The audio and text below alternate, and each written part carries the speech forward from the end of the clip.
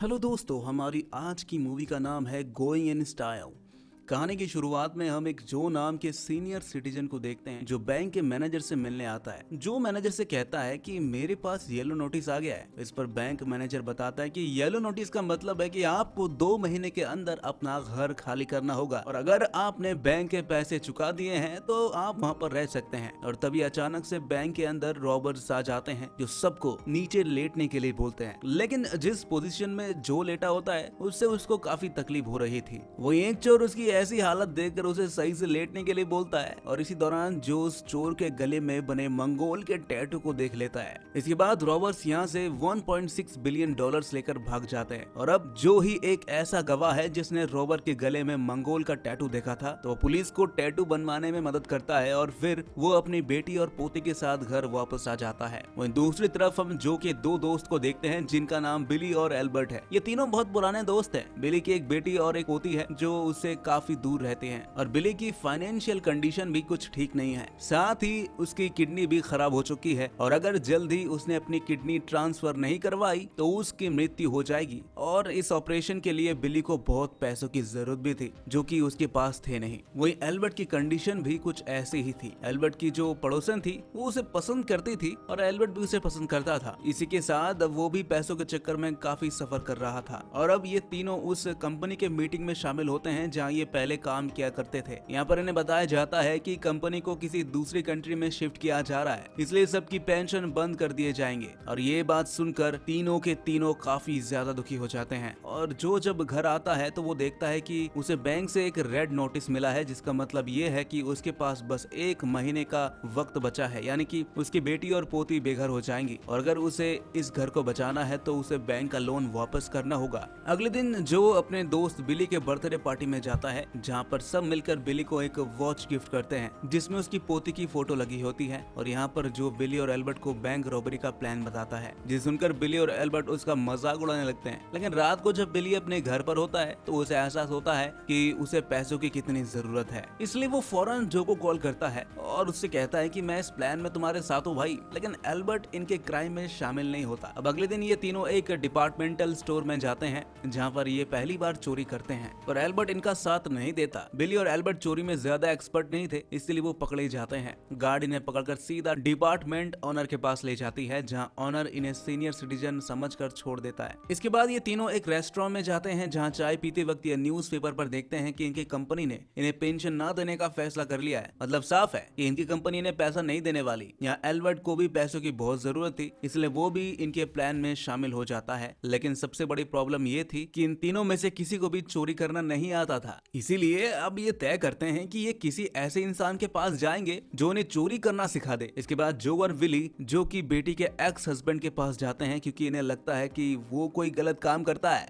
अब उसकी मदद से वो एक आदमी का पता पूछते हैं जो कि पेट शॉप चलाता है और वे दोनों उसके पास जाते हैं और उससे कहते हैं कि हमें बैंक रॉबरी करनी है, क्या तुम हमारे लिए प्लान बना सकते हो? इसके लिए हम तुम्हें 25% देंगे। पर शुरू में तो वो पेट शॉप वाला इनकी मदद करने के लिए तैयार नहीं था, लेकिन जब ये अपनी मजबूरियां बताते हैं तो वो इनकी मदद करने के लिए तैयार हो जाते हैं। सबसे पहले ये उस बैंक में जाते हैं जहाँ से जो को नोटिस आया था और जहाँ रॉबरी हुई थी। ये वहाँ जाकर बैंक की फोटो खींचने लगते हैं। इन्हें 20 दिन के अंदर किसी भी कीमत पर चोरी करनी होगी क्योंकि 30 दिन बाद जो को उसके घर से निकाल दिया जाएगा। ये तीनों के तीनों एक कार्निवल में हिस्सा लेते हैं जो कुछ दिन बाद होने वाला है और ये उसी दिन चोरी करेंगे क्योंकि अगर इन पर कोई शक करेगा तो उनके पास सबूत होगा कि जिस दिन बैंक में रॉबरी हुई थी उस दिन ये तीनों कार्निवल में वॉलंटियर थे। और जल्दी वो दिन आ जाता है जिस दिन कार्निवल होता है। आज ही के दिन इन्हें बैंक में रॉबरी करनी है। ये तीनों उस कार्निवल में शामिल होते हैं और बड़ी चालाकी से भेष बदलकर वहाँ से निकल जाते हैं। वो इनके पास गन्स तो थी लेकिन गन्स में गोलियां नहीं थी क्योंकि ये किसी को भी नुकसान नहीं पहुंचाना चाहते थे। अब बैंक में आने के बाद ये तीनों सभी को गन पॉइंट पर ले लेते हैं, इसलिए सबके सब फर्श पर लेट जाते हैं। इसके बाद ये कैशियर के पास जाते हैं और उसे बैग में कैश डालने के लिए बोलते हैं। इधर बिली सब पर ध्यान देता है पर तभी उसकी तबीयत खराब हो जाती है और वो नीचे गिर जाता है। वो एक लड़की अपनी बेटी के साथ होती है जहाँ उसकी बेटी बिली से कहती है कि तुम मेरी डॉल ले लो। इस पर बिली उसे मना कर देता है और कहता है कि मेरी एक पोती है जो तुम्हारी उम्र की है। और तभी वो बच्ची बिली का मास्क हटाने लगती है, लेकिन जब बिली का आधा मास्क हट जाता है तब उसकी माँ वापस से मास्क को लगा देती है जिससे बिली का आधा चेहरा दिख जाता है। साथ ही वो बच्ची बिली की वॉच को देख लेती है जिसमें उसकी पोती की फोटो लगी हुई थी और अभी तीनों चोरी करके वहां से निकलने लगते हैं। पर तभी बैंक का मैनेजर उन तीनों पर गन तान देता है, लेकिन ये तीनों मैनेजर को डरा कर वहां से भाग जाते हैं। जिसके बाद ये तीनों पेट शॉप के ओनर के पास आते हैं जिसने ये सारा प्लान बनाया था। वो तीनों उसे सारा पैसा देकर वहां से सीधा कार्निवल में आ जाते हैं, ठीक उसी तरह से जिस तरह से इन्होंने सोचा था। यहाँ कार्निवल में बहुत सारे सीसीटीवी कैमरे लगे थे जिसमें इन तीनों की फुटेज रिकॉर्ड हो रही थी, इसलिए कोई भी ये साबित नहीं कर सकता कि ये तीनों कार्निवल से कुछ टाइम के लिए गायब भी हुए थे। वहाँ सबको यही लगेगा कि ये तीनों कार्निवल में ही थे। इधर बैंक में FBI पहुंच जाती है और वो बैंक की रिकॉर्डिंग को देखने लगती है जिसमें बच्ची ने बिली के मास्क को हटा दिया था और अब FBI को उनकी चाल ढाल से पता चल जाता है कि इन तीनों की उम्र 60 साल से ऊपर है और अब ये सारी फुटेज को इंटरनेट पर डाल देते हैं जिससे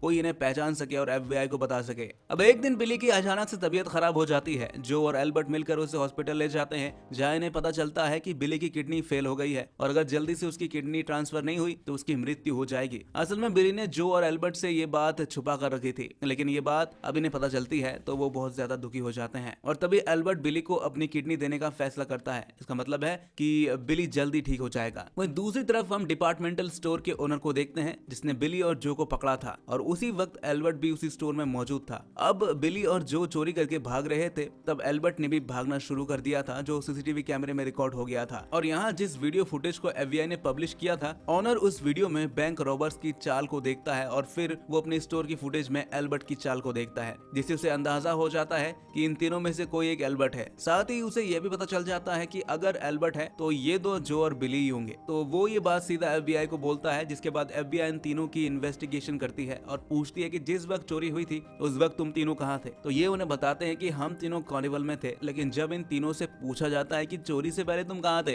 तो ये तीनों ने अलग अलग जगह बताते हैं जो उन्होंने चोरी से पहले अपने फैमिली के साथ बिताए थे। अब FBI की एजेंट इन्वेस्टिगेशन शुरू कर देती है जिसमें ये तीनों पूरी तरह से खड़े उतरते हैं। असल में ये सब इनके प्लान का हिस्सा था। इन तीनों ने जानबूझकर अपना टाइम अपने परिवार वालों के साथ बिताया था, जहां जो अपने फैमिली के साथ था और एल्बर्ट उस लेडी के साथ था जो उसे पसंद करती थी। एल्बर्ट उसके लिए नाश्ता बना रहा था और बिली एक रेस्टोरेंट में था और ये सारी चीजें FBI के सामने सही साबित हो जाती है। लेकिन FBI को अभी इन तीनों पर शक होता है तो वो उस बच्चे को सबूत के तौर पर लाते हैं जिसने बिली के आधे चेहरे को देखा था। FBI उस बच्ची को बहुत सारे बूढ़े आदमी के सामने लेकर जाता है जिसमें से उसे रॉबर को पहचानना होता है। वो बच्ची एक एक करके सबके सामने आती है, लेकिन जब वो बिली के सामने आती है तो वो रुक जाती है और उसे ध्यान से देखने लगती है। साथ ही वो बिली के हाथ में वही वॉच देखती है जो उसने रॉबर के हाथ में देखी थी। असल में वो बिली को पहचान जाती है लेकिन वो उसका नाम नहीं लेती और FBI से कहती है कि इनमें से कोई नहीं है और फिर वो मुस्कुराने लगती है। वहीं एजेंट को पता होता है कि बच्ची झूठ बोल रही है, लेकिन सबूत न होने के कारण उसे मजबूरन उन तीनों को छोड़ना पड़ता है और अब एल्बर्ट बिली को अपनी किडनी दे देता है जिससे वो बिल्कुल ठीक हो जाता है। और अब हम जो को एक रेस्टोरेंट में बैठे हुए देखते हैं जहां उससे मिलने पेट शॉप का ओनर आता है। असल में वो यहाँ जो को पैसे देने आया है